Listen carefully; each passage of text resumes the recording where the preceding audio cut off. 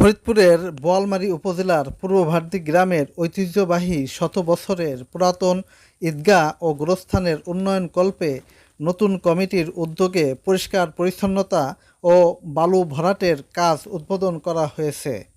বুধবার ২৬ আগস্ট বিকাল ৩টার সময় পূর্বভারতী ঈদগাহ ও গোরস্থানের নতুন কমিটির সভাপতি মোহাম্মদ রিয়াজউদ্দিন আহমেদ এ কাজের শুভ উদ্বোধন করেন।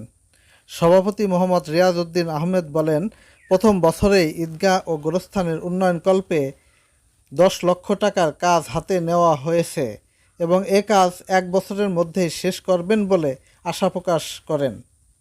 উদ্বোধনী অনুষ্ঠানে উপস্থিত ছিলেন সভাপতি মোহাম্মদ রিয়াজউদ্দিন আহমেদ, সাধারণ সম্পাদক মোহাম্মদ মিরান ওরফে মাসুদ সহ কমিটির অন্যান্য সদস্য ও গ্রামের শতাধিক সাধারণ মানুষ।